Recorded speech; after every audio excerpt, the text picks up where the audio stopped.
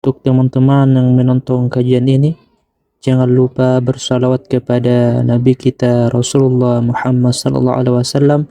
Allahumma salli ala Muhammad wa ala ali Muhammad. Mengenal nama Allah itu ada 3 pembagian jenis nama. Satu, nama zatiyah, nama zat.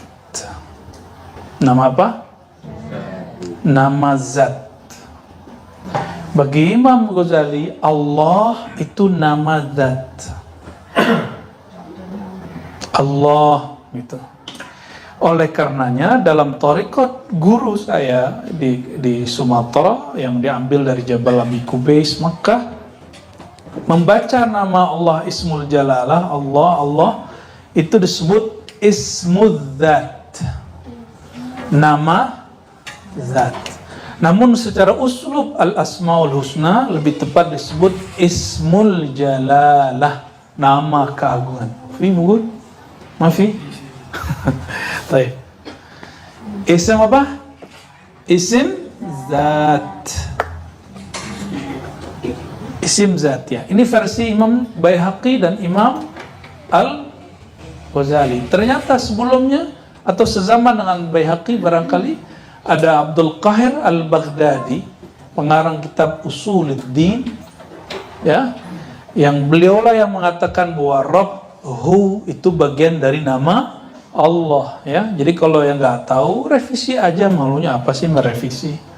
Emang semua kita bakal benar terus ya juga. Emang kita nggak pernah salah, nggak mungkin juga. Emang semua kitab kita baca kan nggak juga. Apalagi saya, ya. Salatin, kamu kopiahnya bagus sekali.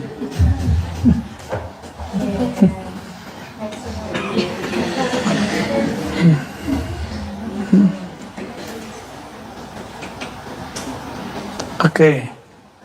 Yang kedua, asma fi'liyah, nama fi'il. Nama fi'il.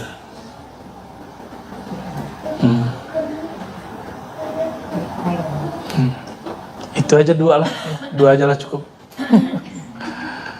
Jadi 2 ya, nama zat dan nama. Nah, ini versi mereka. Nama fi'il, Razzaq, maha memberi rezeki. Khaliq, Khalaq, maha mencipta. Al-Badi' yang mencipta tanpa perlu contoh dan konsep. Apalagi? Maka orang Al-Badi' dia yang mengajar, mencipta, membimbing, menulis tanpa perlu kerangka teori. Karena teorinya sudah diciptakan Allah. Itu Abdul Badi' namanya. Ya, mereka membahas Asmaul Husna. Jadi Asmaul Husna itu mereka bagi segitu. Nama zat, nama fi'il. Ya. Mau versi terbarunya nggak? Ya, udahlah segitu aja dulu. Ya. Ternyata nama zat itu ada nama zat yang terdapat di Al-Asmaul Husna, ada nama zat yang terdapat pada af'al perbuatan, ada nama zat yang terdapat di sifat Allah, ada nama zat pada zat Allah. Yang dibagi dalam Al-Quran sebenarnya semuanya, namun Allah sembunyikan dalam terang. Allah sembunyikan di lafaz-lafaz yang terang benderang itu, sehingga banyak orang yang tidak sadar di situ. Ya? Gitu aja dulu. Tar pelan-pelan. Ya, saya bolehnya nyampe sampai segitu dulu. Ya, tar kapan lagi ditambahin lagi. Tapi ingat-ingat, gimana tadi kalimat terakhir? Nama zat itu tidak hanya lafaz Allah atau Ahad. Ada asma isim zat pada Asmaul Husna, ada isim zat pada fi'il Allah, ada isim zat pada sifat Allah, Ada isim zat, nama zat pada zat. Kenapa? Allah itu tidak mungkin mengeluarkan semua rahasianya, jati dirinya. Kalau begitu gampang sekali.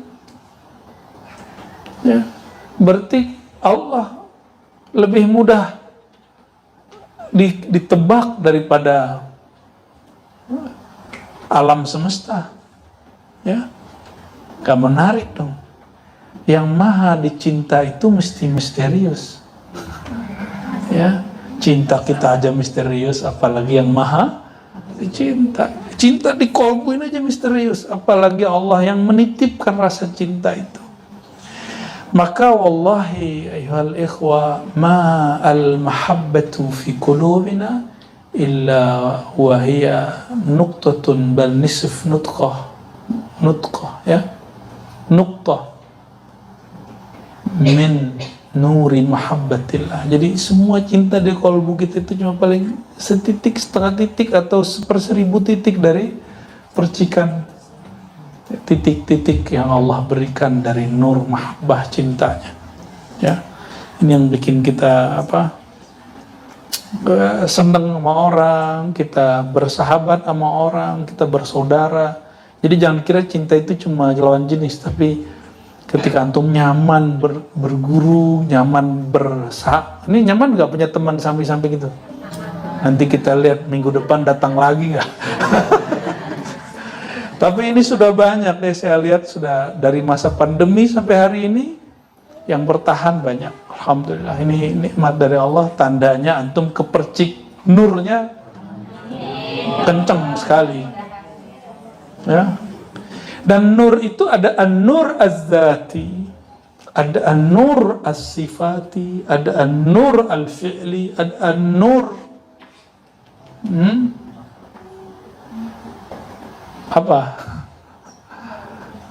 al-ulwi. Nur al-ulwi kita sebut Asmaul Husna. Khalas. Ya, tapi kan beres. Maka yang disebut al-ismul a'zam, yang dikira orang ismul a'zam itu apa gitu ya? Ya, ini ada yang dikira orang awam, ada yang dicapai para salik, ada yang dicapai para ahli ma'rifat. Beda-beda lah. Ya mungkin mereka mengobral ismul a'zam, nama agung. Nama agung ini bahaya loh. Kalau saya berdoa dengan nama itu, saya ngomong apa, itu sama kayak kun, langsung fayakun, langsung jadi dia. Itu disebut al-ismul a'zam. Mungkin Dawahmi ini baca, bagi dia itu ismul a'zam. Lafaznya. Kan di dalam lafaz ada yang dilafazkan, ada huruf yang dikatakan, ada sir yang disimpan. Nah, sirnya itu yang sebenarnya berkait dengan al-azam. Melafaz mah ya hayyu qayyum bisa jadi ismul azam. Yang beda itu sir di dalamnya itu. Ya. Taib. Wala taturkuha. Janganlah kamu membiarkan kolbumu syi'aban, menjadi padang savana yang tidak pernah diolah sehingga tumbuhlah rembutan. Nah, syi'ab itu seperti wadah atau lembah yang tumbuh semak belukar, itu syi'ab. Ya, lil bahaim, yang dimakan oleh binatang ternak, wal qutta, dan orang-orang yang memotongnya, yang nyabit rumput maksudnya. Ya, mau kolbunya begitu? Mau biarin mau? Hah? Mau kolbunya jadi semak belukar? Ya, kalau ada, coba lihat nih, orang mau buka padang savana jadi ladang, jadi kebun, itu diapain dulu? Diapain dulu? Digemburin dulu, dicangkul dulu, dan nyangkulnya keras. Masalahnya ada murid nggak mau dicangkul, nggak mau dikerasin, maunya ngaji-ngaji aja, nggak mau riyadhah, nggak mau khidmat. Padahal thariqat kita apa? Ilmu, ngaji, baru talqin itu masuk kholwat, suluk. Yang ketiga khidmat. Orang suluk mah kuat, ngaji mah kuat, khidmat nggak kuat. Khidmat di situ baru asrar kebuka. Bisa nyaksiin guru, dia manusia biasa, tapi dia nyimpen marifat. Bisa nggak antum menerimanya? Beneran. Ya, dia pendosa, tapi kekasih Allah. Bisa nggak? Sulit antum terima. Dia nggak bagus kelihatan amalannya, dia biasa aja, tapi ternyata dia agent Allah Subhanahu wa Ta'ala. Itu mah teori aja. Ntar kalau ketemu juga nggak sanggup. Nggak yakin saya. Nggak, kurang yakin.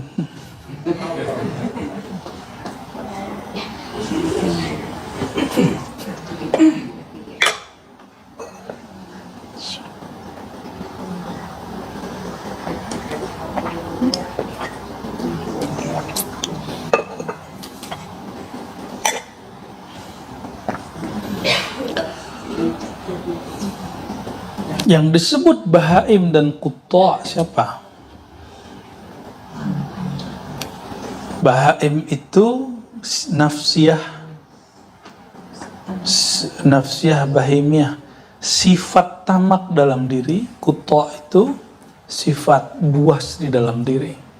Jadi jangan biarkan kolbumu dikuasai oleh sifat hewani, baik hewan ternak ataupun hewan buas.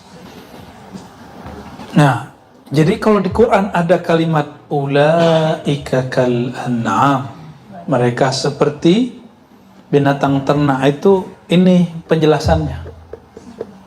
Ini, jadi ini bukan untuk orang yang beda paslon sama kita. Bukan karena dia 01, 02, 03, kan sekarang lagi begitu kan? Enggak, ya. Saya mendoakan mereka semuanya diberkahi Allah. Ya, diberikan yang terbaik bagi Allah. Kalau yang terbaik, biar Allah memilihkan. Ya. Yakhtar fima la takhtar. Ya. Dia yang pilih, bukan engkau yang pilih. Nah, kita zahirnya aja yang nyoblos. Jangan golput ya. Jangan golput, ya. Kalau antum golput, waduh gawat ini. Orang-orang yang ngaji juga golput, gimana yang nggak ngaji ntar ya?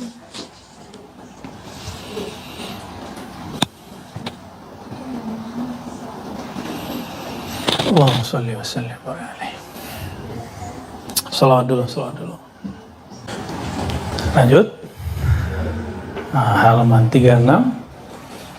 Bismillahirrahmanirrahim. Qala khalaqaka al-haq min qabl wa lam taku syai'a wa qala wa la tajlis ma'allah min kaunihi khaliqan lirrizq. Nah, ini sudah mulai keras. Beliau sudah mulai tegas. Jangan kamu wiridan, berdoa, berhaji, berumroh, riyadhah, berthariqah, bersolawat, zikir, karena dia pencipta engkau dan memberi rezeki engkau. Diulangi. Jangan kamu menyembahnya sebatas karena dia menciptamu dan memberi rezekimu. Jangan kamu haji umroh sebatas dia memberi rezekimu, dia yang menciptamu. Apalagi supaya ditambah rezekinya. Emang Allah lupa sama bagian rezeki kita? Jadi kira Allah lupa nggak? Ada yang bilang Allah lupa. Kafarta billahil azim. Itu orang kafir itu. Ya, kafirnya kafir jahal, kafir lupa, kafir karena jahil. Bukan kafir murtad, bukan. Ya, tapi tetap harus diulangi syahadatnya. Masa Allah lupa? Ya. Apalagi yang masih nanya, saya udah doa, masa Allah dengar gak sih? Kok belum dikabulkan juga, udah 3 tahun nih. Mau Allah dengar gak? Ya berarti yang kita minta bukan yang semestinya kita minta, makanya Allah gak kasih. Terus untuk apa minta-minta ke Allah kalau yang dikasih juga yang diperlukan buat kita? Doa itu bukan mengasih tahu Allah. Doa itu sebatas menjadikan diri kita ini hamba budaknya Allah Subhanahu wa ta'ala. Itu sekedar itu, nggak lebih dari itu. Oleh karenanya semua para kekasih Allah itu punya munajat doa, menunjukkan sir ubudiyahnya.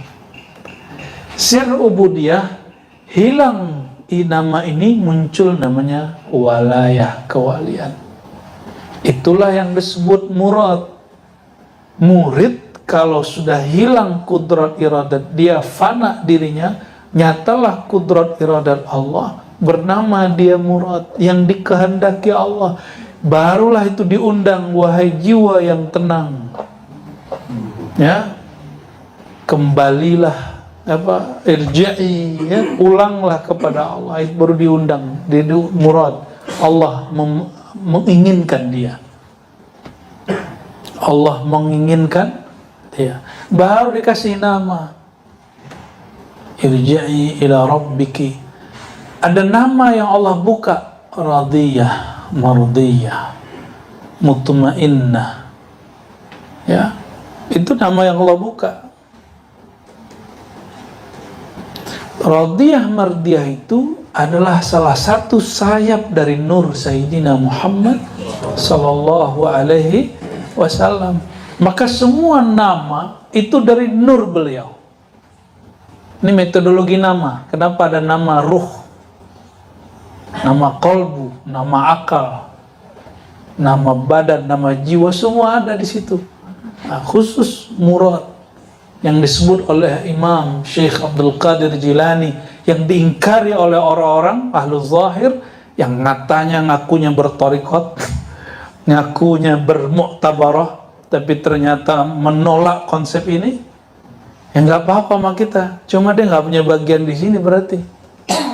Coba perhatikan kalimatnya. Kalau murid sudah jadi murad, apa kata Syekh Abdul Qadir Jilani? Sammahullah, Allah beri nama dia bi asma la ya'rifuha illallah, dengan nama-nama. Nah, ini terjemahan kita, karena kita dapat makna dari guru kita. Allah beri dia nama-nama yang jumlahnya tiada yang mengetahui kecuali Allah. Tapi terjemahan mereka apa? Allah beri nama yang nama itu tidak ada yang tahu kecuali Allah. Loh, Allah ngasih dia nama, terus yang tahu cuma Allah. Allah kan udah namain dia, ente dinamain sama Allah. Berarti yang dinamain ngerti nggak dia punya nama? Ngerti. Berarti terjemahan begitu nggak faham dia dengan teks. Mesti belajar ilmu bayan lagi. Ini pakarnya ilmu bayan nih, Buya Zul Asfi kan. Saya sering loh ya nanyain teks ini terjemahannya gimana Buya? Itu karena nguasain ilmu bayan, Sika bayan. Ya. Kabayan itu kan sufi sebenarnya. Ya, dia kan buat anekdot-anekdot yang orang nggak ngerti, itu malah matihnya Sunda itu. Itu yang kita dengar dari kiai-kiai Sunda ya. Nggak tahu kalau kiai Sunda yang lain, cuma kiai Sunda yang saya temuin begitu. Ya dia mungkin seperti yang bikin syair ilahi ilahi lastul firdaus ahla itu. Abu Nawasnya orang Sunda lah gitu. Ya, kumaha tuh. Sahih lah. Sahih amla.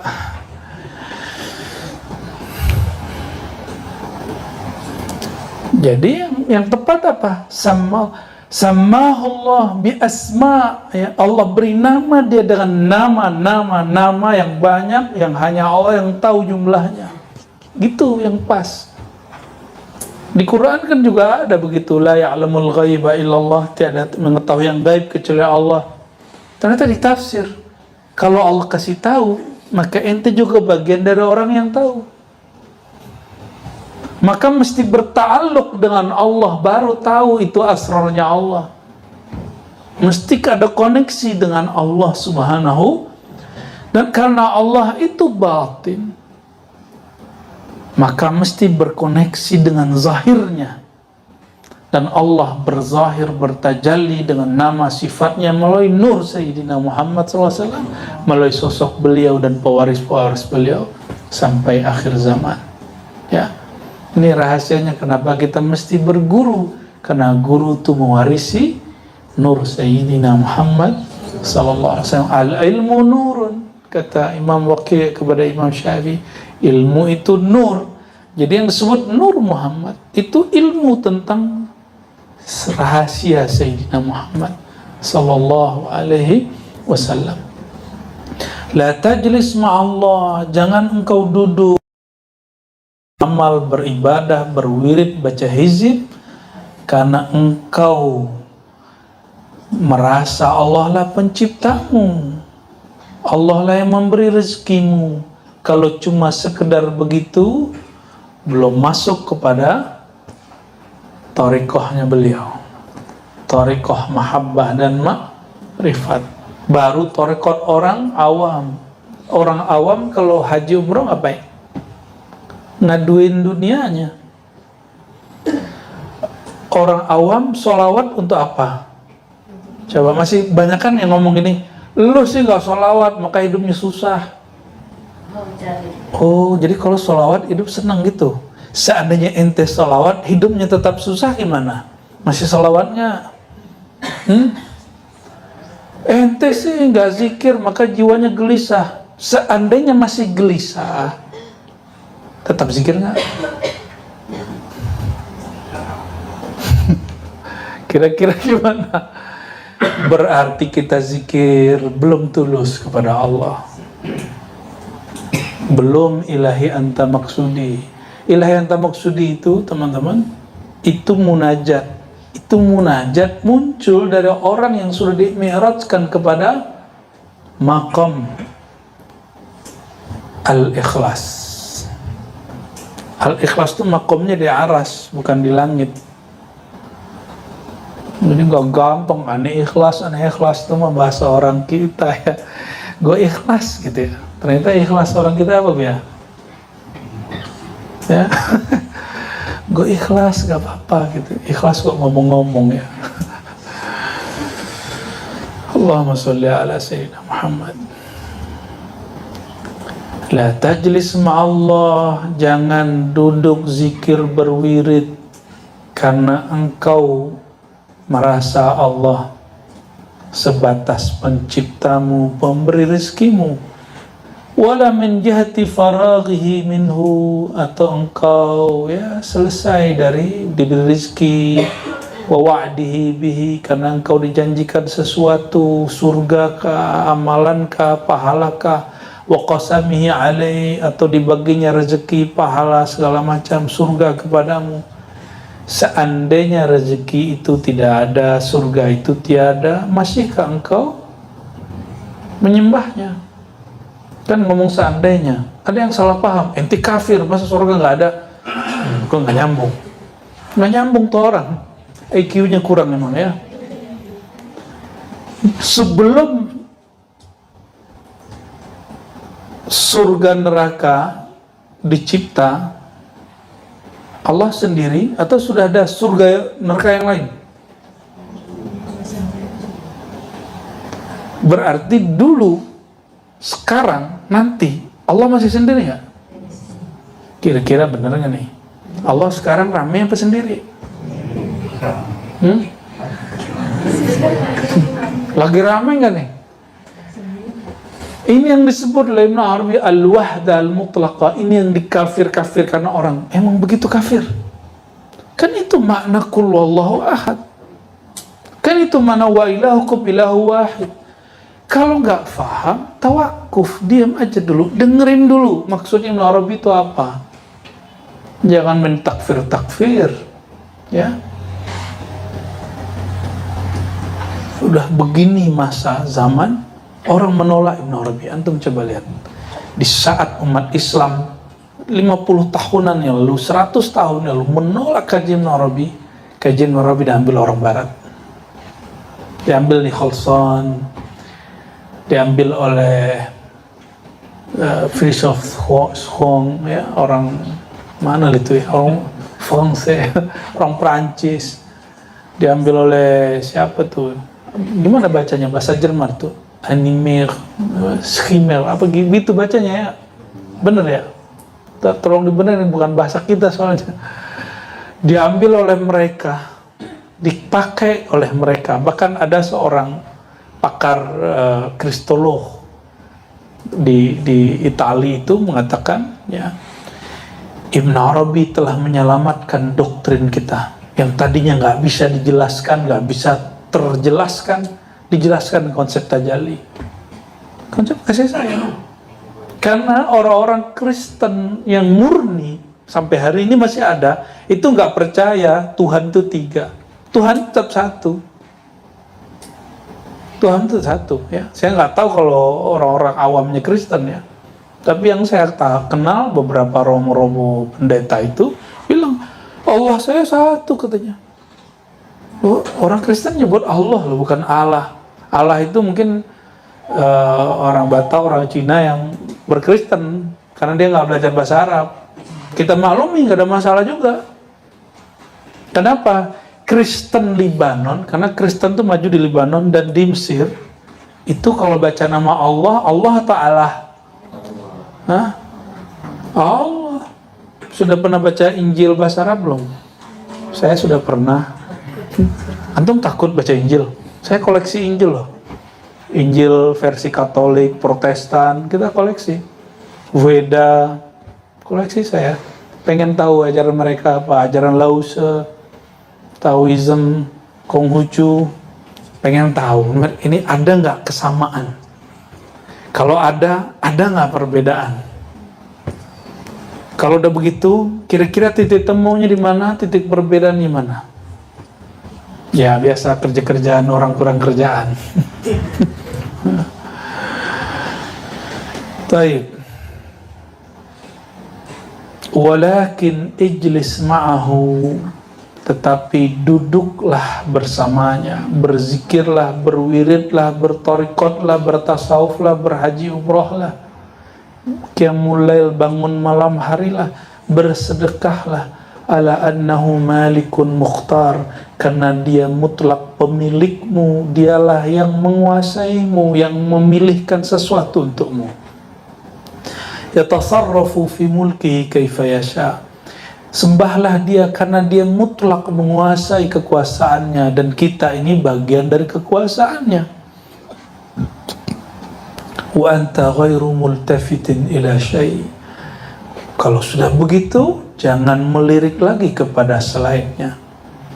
Qa'idun baina yadayhi ala bisatin wa qad khalaqaka min qabl wa lam taku syai'a. Maka duduklah, pakaikanlah faham ini. Apa fahamnya? Ala bisat, maksudnya paham ini. Wa qad khalaqaka, Allah menciptamu, min qabl, sedangkan sebelumnya, walam taku syai'a, engkau tiada. Allah menciptakan kita bukan karena apa-apa, bukan karena dia ingin disembah, bukan Allah itu ingin dipuja.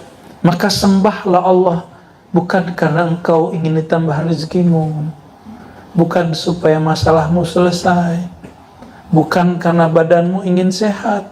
Tubuh ini sunnatullahnya sakit sehat, Jiwa ini gelisah tenang, kolbu ini gelap terang, gelap terang. Begitulah kolbu. Nggak ada orang yang selalu terang, selalu gelap, nggak ada. Para pendosa pun nggak selalu dia berdosa, pendusta pun nggak selalu dia berdusta. Peminum khamar pun beberapa waktu dia tidak minum khamar, ya kan? Koruptor tidak selalu dia korupsi. Nah, apalagi orang-orang yang berzikir kepada Allah Subhanahu wa Ta'ala. Nah, ini keras nih beliau. Cuma di terjemahan saya masih lembut kan.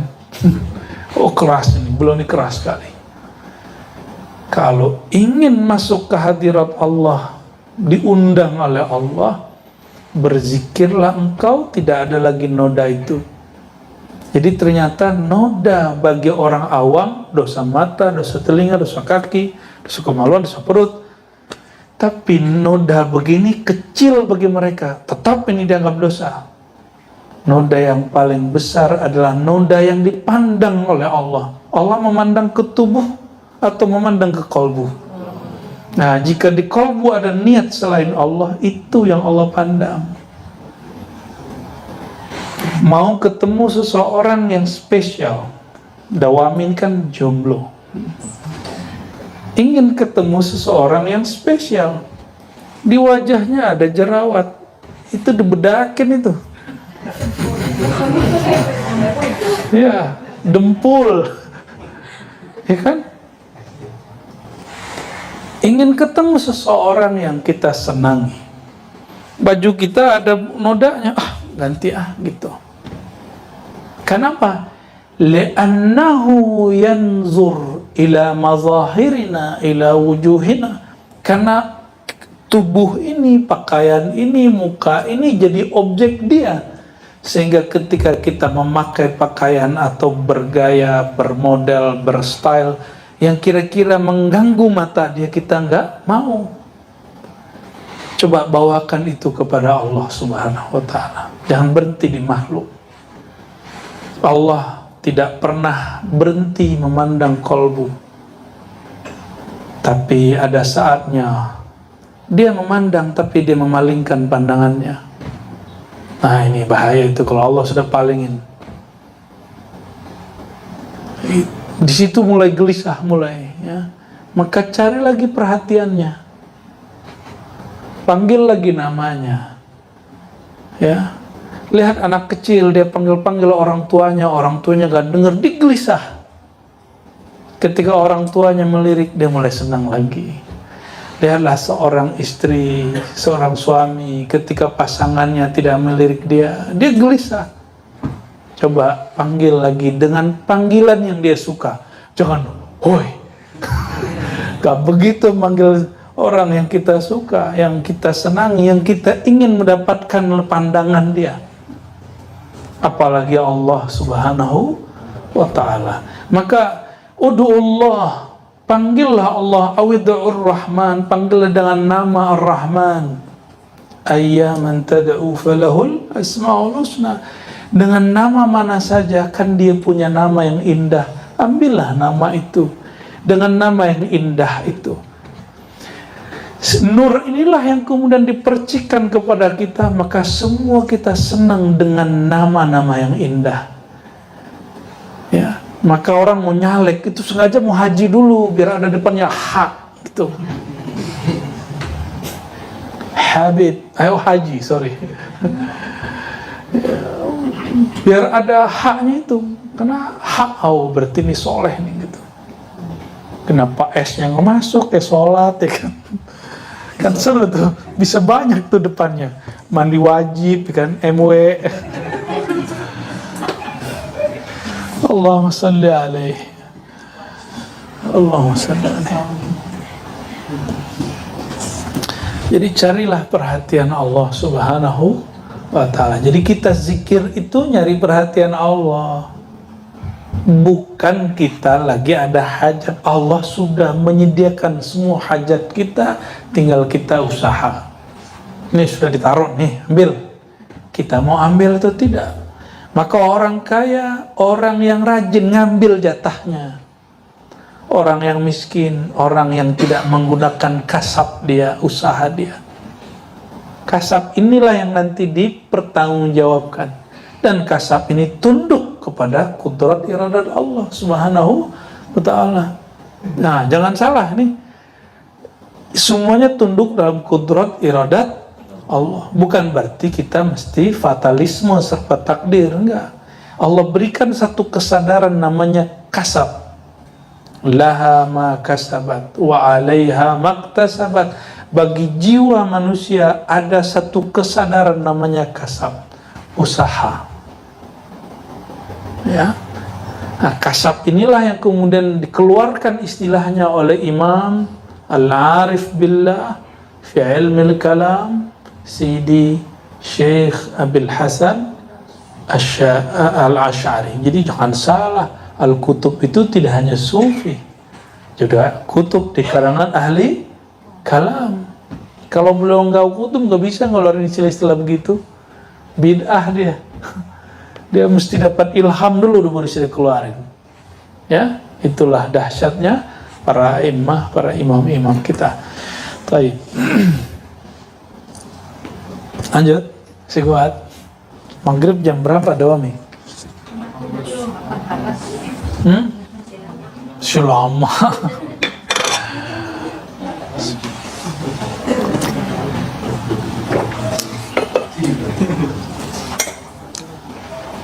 Oke.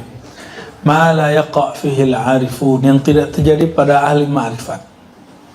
Dosa apa yang enggak ada pada ahli ma'rifat? Ahli ma'rifat berdosa? Ahli ibadat berdosa? Para pesuluk berdosa? Para mursyid berdosa? Para santri berdosa? Kiai berdosa? Para pendosa berdosa? Oke. Orang taat berdosa? Iya. Dosa apa yang nggak ada di mereka? Coba perhatikan. Bismillahirrahmanirrahim. Qala kullu ma'siyatin kabiratin wa saghiratin yumkinu an yaqa'a fiha as-salikun wal 'arifun wal 'alimun al muhaqqiqun illa arba'ah. Semua dosa baik besar ataupun kecil pasti terjadi pada para pesuluk muridnya. Antum pesuluk nggak? Niat suluk nggak? Suluk itu ada suluk berkholwat, ada suluk berkhidmat, ada suluk ghair muakkad. Jadi cuma malam gitu zikirannya, itu suluk. Ngaji ini bagian dari suluk. Cuma salik, ada talibul ilm, ada salik yang zakirin, yang ahli zikir. Ini kita bedakan ya. Wal 'arifun, ahli ma'rifat, wal 'alimun, orang yang mengenal Allah. Ini jangan lupa, beda kitab, beda istilah. Bagi Ibnu Arabi, arif di bawah alim. Tapi di istilah ulama belakangan, paling tinggi arifin. Oke?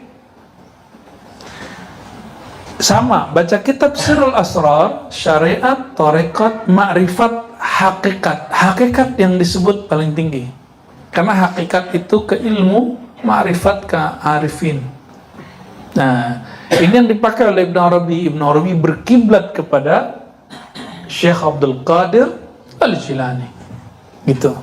Tapi istilah mutaakhirin, orang-orang belakangan, syariat, tarekat, hakikat, ma'rifat. Itu perbedaan buku, kitab, berbeda istilah. Pusing nggak? Saya buat ya. Ini sudah ada nih. Ini perbedaan istilah. Syekh Abdul Qadir Jilani diikuti oleh Ibn Arabi ya. Kita tulis Syekh Abdul Qadir Jilani, S.A.J. Beliau membagi begini. Syariat, waduh, dari tadi nih benar-benar ujian nih. Syariat, insyaallah.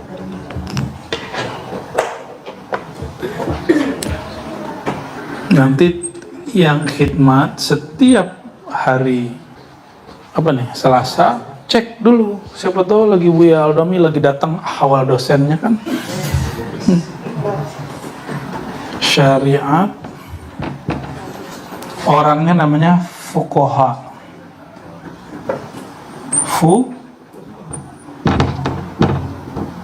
Fuqaha, ahli fikih.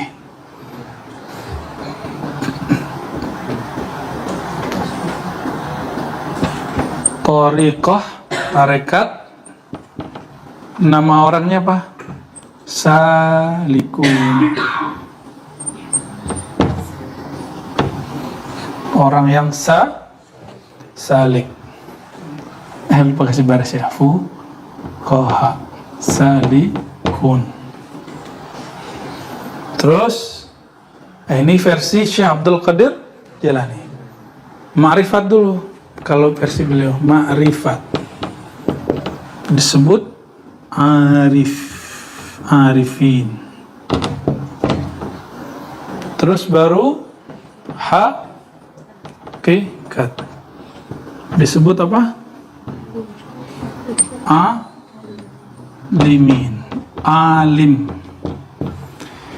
Kalau istilah mutakhirin, orang-orang hari ini dibalik ma'rifat di atas ini, hakikat ke sini.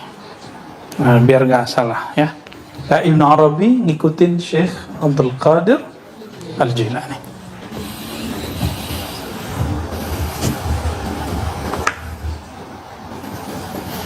Semua maksiat, mau kecil besar, salik, arif, alim, ahli hakikat, kena semua. Jadi jangan berharap guru antum gak berdosa. Masa si kiai, masa si mursyid begitu gitu. Gimana? Jadi saya sering dengar laporan, oh, mursyid ini begini, biasa itu. Yang mau adu saya dengan si mursyid kaget. Oh, nggak berhasil nih gitu. Jadi dia niat kita mau menghujat orang itu. Ya nggak, biasa aja. Saya malah ngomong gini. Emang orang nggak boleh salah. Emang kamu doang yang boleh salah. Emang murid boleh salah, terus guru nggak boleh salah gitu. Ya. Murid maksiat tobat, kalau guru maksiat dihujat gitu. Suka-suka ente buat kaidah ya, nggak begitu kita berguru. Ya, berguru itu biasa aja. Nih, anakul lakum ya. Ada guru berpolitik terjebak korupsi, terjebak kepada faksi-faksi, terjebak kepada, mohon maaf, menghujat dengan lawan politik. Itu terjadi di Indonesia dari masa ke masa. Jatman, Jatmi, itu sejarahnya begitu. Tanya Buya, benar Buya? Jatmi dulu Golkar. Orang NU gak puas, buat Jatman. Gitu aja kita bukanya. Ya orangnya itu lagi, tapi ada yang berpisah. Sampai sekarang Jatmi masih ada. Tempat saya masih ada, di Banten masih ada, Jakarta masih ada. Cuma masa sudah berubah, orang lebih banyak Jatman. Nggak tahu nih Jatman gimana umurnya nanti, ya. Kan ada politik nggak? Pasti ada yang memanfaatkan itu betul politik, oknum tertentu ya. Oke. Jadi dosa orang politikus ini salah satunya menghujat lawan politiknya. Kalau sufi sama. Ya. Oke. Apa lagi? Dosa masalah asusila bakal terjadi. Semoga di kita nggak terjadi. Amin ya rabbal alamin ya. Itu akan terjadi. Dosa apa lagi? Dosa yang paling gampang, ghaflah, lalai kepada Allah Subhanahu wa ta'ala.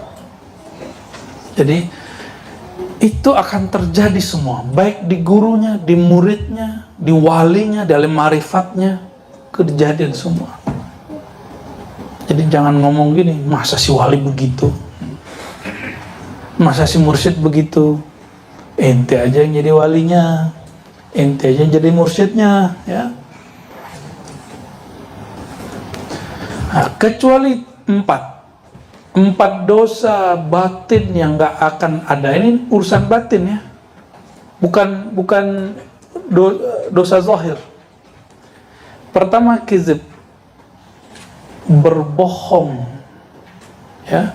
Kalau versi beliau wa in kana fil masalah, walaupun dalam masalah, ini versi Syekh Ibnu Rabi. Tapi kalau kita merujuk kepada Nabiullah Ibrahim gimana?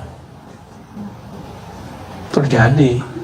Berarti ini pun mesti harus disyarah, ya. Bukan dosa yang itu yang berbahaya. Kizab yang berbahaya, al-kizb ala Allah wa rasulihi wa awliyaillah.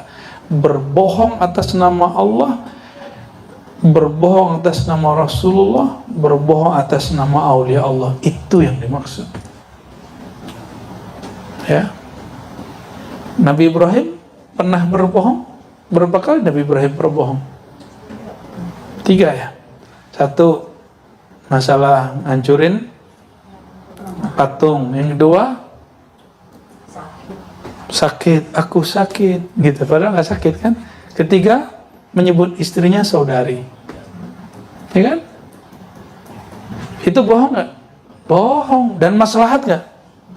Maka ini mesti direvisi kalimatnya, harus disyarah ulang, ya. Karena kitab ini tidak suci, yang suci hanya Allah dan Rasulullah, ya. Yang kedua, wal khiyanah, khianat. Khianat itu apa ciri-cirinya? Lain di depan, lain di belakang.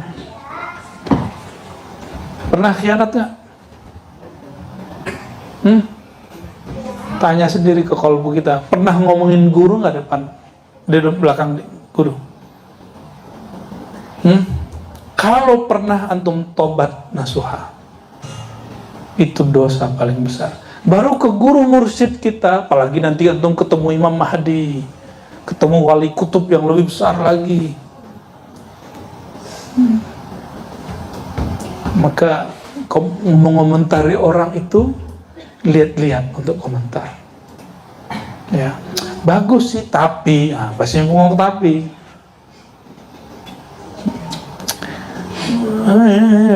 cerewet gitu ya. Orang-orang khianat itu nggak akan bersama, ya. Dia kira gurunya nggak tahu, betul. Tapi apakah Allah tidak tahu? Apakah Allah tidak tahu? Tahu. Dan guru dia kekasih Allah. Allah nggak suka orang itu bersama sang guru. Maka orang itu dengan cara apapun akan ditendang dari gurunya. Nauzubillah min dzalik. Hati-hati. Ini beliau keras sekali dalam bab ini. Ibnu Rabi. Jadi tobat yang paling berat itu tobat dari khianat dan berbohong atas nama Allah. Nabi nggak pernah berbohong kan? Wahyu nggak turun, Nabi bilang turun nggak? Wali nggak mungkin berbohong atas nama Allah. Nggak ada ilham terus dibilang ada ilham, nggak mungkin. Nggak mungkin itu. Kalau salah baca kitab mungkin, salah memahami kitab mungkin, salah membaca ilham mungkin, tapi dia berbohong atas nama ilham nggak mungkin.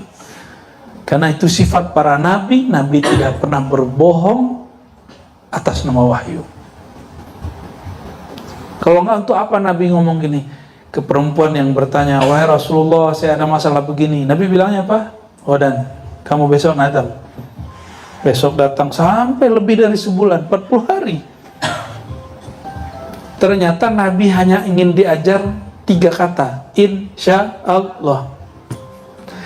3 kata itu turunnya sekian hari, puluhan hari untuk diajar ke baginda Nabi Muhammad SAW. Karena itu kalimat penyelamat, ya.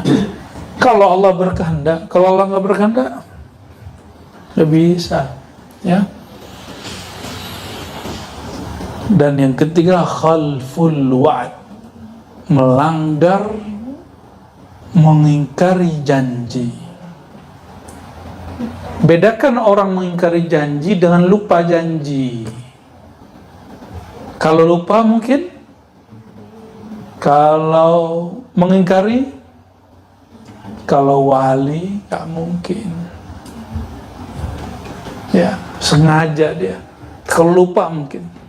Maka kalau ada di antara teman kita, guru kita lupa, dia terlihat melanggar janji, kita takwil, mungkin dia lupa. Tinggal diingetin ya. Janji apa? Ini janji kerohanian, bukan bab zahir semua. Ini bab batiniah ini. Ya. Warriya, tuh kan, dari atas ke bawah semuanya bab qalbu, riya, dan gak ada tuh ya mereka riya. Riya itu syirik khafi, dan mustahil syirik khafi ada pada diri seorang wali Allah. Wa dakhaltu ala syekh, nih coba siap-siap dengerin, nih pedes nih telinga dengernya.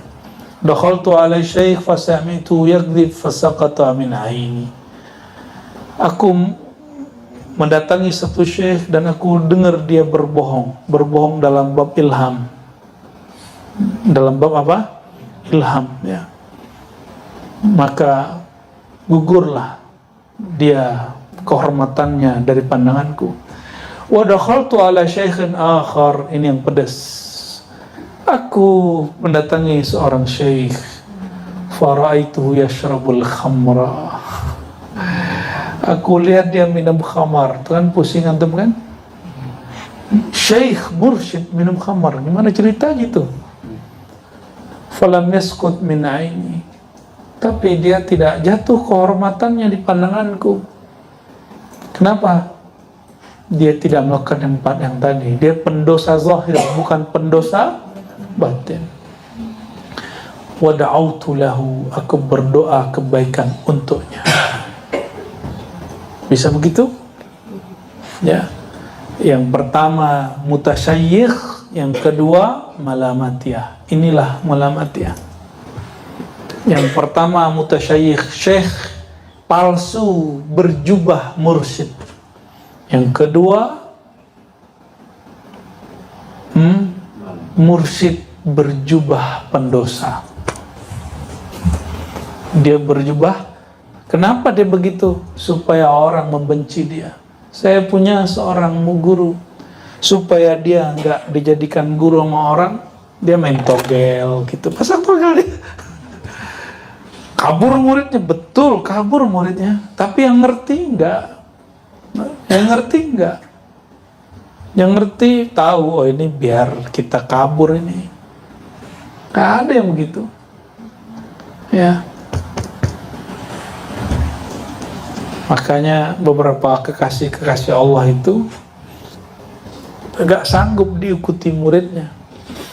Karena kalau muridnya ikut, setiap saat dia astagfirullah. Apalagi. Begitulah ya. Jadi kita beruntung, antum beruntung. Maka kita diribat, yang kita sajikan dan guru-guru antum semua ya, itu lebih kepada mazhab kesufian, manhaj kesufian, sufi. Walaupun kita nggak pantas menjadi bagian dari mereka, tapi minimal kita menirukan nilai-nilai mereka ya. Masa orang kayak saya sufi ya kan, suka film kali. Buya Aldami sufi, nggak percaya. Apalagi Buya Asfi ini ya, nggak yakin kita. Mana ini nih, siapa nih? Kohar yang masih galau masalah beasiswa. Buya Yunal yang sampai hari ini tesisnya belum jadi ya kan. Kami ini gak pantas jadi sufi. Saya galau, ini profesor enggak ya, gitu mikir juga kita. Bener kan ya, Dokter Aldomi mikir begitu ya, udah punya target-target tuh, mau dokter gimana ya, mau profesor gimana. Allahu Akbar. Apalagi syekhnya makai dunia. Masa antum kalau gini, kalau syekhnya jalan kaki, wah ini mursyid beneran ini. Kalau syekhnya pakai mobil yang bagus, gak zuhud. Gak zuhud, cinta dunia nih. Ini guru kita lagi diuji nih ya. Yang diuji ente. Dia mau beres. Guru-guru itu ngerti bahwa orang-orang yang bersyukur, at-ta'imus syakir kas-sa'imis sabir. Orang yang bersyukur makan dan dia bersyukur menikmati dunia dan bersyukur itu setara dengan orang yang bersabar dan dia puasa dia sabar. Pilih mana? Pasti pilihnya syukur. Tapi kan dua-duanya mesti dialami. Orang gak akan bersyukur kalau dia gak pernah susah. Orang tidak akan merasakan nikmatnya air kalau dia gak puasa. Orang gak akan merasakan nikmatnya makan kalau gak pernah lapar. Gitu. Lalu kenapa terjadi maksiat di muka bumi? Supaya orang gelisah dan dia mencari ketenangan bersama Allah. Ya. Jadi benerlah kata Ibnu Athaillah, kadang-kadang pemaksiat itu lebih cepat sadarnya daripada orang taat. Karena orang taat baru zahirnya, batinnya sombong dan ria. Kalau orang maksiat, dia ya Allah, aku pemaksiat, ya Allah, selesai. Dia tobat. Tobat itu pakaian dalamnya wali. Nah, ini bahasa jorok nih. Pakaian dalam boleh dicopot nggak? Nggak boleh. Dipakai terus. Dipakai terus. Maka ma min waliyin illa wa huwa taibun ila Allah. Tidak ada kekasih Allah, wali Allah, kecuali salah satu pakaian tetap dia yang nggak pernah dia copot-copot adalah ya kira-kira gitu ya. Kalau baju luar mah bisa kita copot, di rumah kita copot, tidur-tiduran kita nggak pakai baju begini, tapi kita pakai baju singlet, pakai kayaknya nggak pakai kolor itu kalau tidur ini. Make ya, pasti make. Ini bahasa vulgarnya ya. Allahumma sholli ala sayyidina Muhammad wa ala sayyidina. Tapi oleh salah satu mursyid kita diringkas. Ahlullah, kekasih Allah, baik dia salik, arif, alim, muhakkik, dia nggak punya dua sifat, syak dan khianat. Dua itu aja. Syak itu ragu, meragukan kebenaran ilmu ini, apalagi sosoknya. Kita sering terjebak membenarkan ilmunya, meragukan sosoknya. Karena masalah-masalah tadi, masalah-masalah tetembengnya yang muncul dari dia. Ya. Pertama apa? Syak, keraguan. Yang kedua, khianat. Enggak, dua itu. Lebih ringkas toh? Lebih ringkas. Jadi gini, kalau digabung dua aja. Dia tidak pernah syak, dia tidak akan pernah. Berarti mungkinkah dia berbohong untuk maslahat? Mungkin. Mungkinkah dia melanggar satu perjanjian untuk kebaikan orang yang dijanjikan? Mungkin. Gitu ya. Mungkinkah dia cari perhatian orang tapi dia nggak ria di kalbunya? Mungkin aja. Ini ya, jadi kitab itu berkembang terus ya.